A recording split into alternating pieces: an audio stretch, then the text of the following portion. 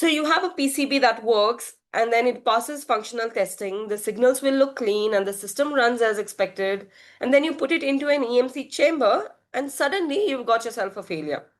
Well, that's because functional performance and EMC performance are two very different things. There are several common reasons a PCB can fail EMC testing. First is traces, cables, and discontinuous return paths that can behave as unintended radiators, especially when high frequency currents have a large loop area.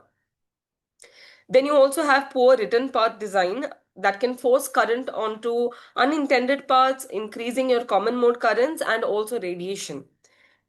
We also have crosstalk, where high speed signals can couple into neighboring traces through electric and magnetic fields, potentially creating noise where you don't want it.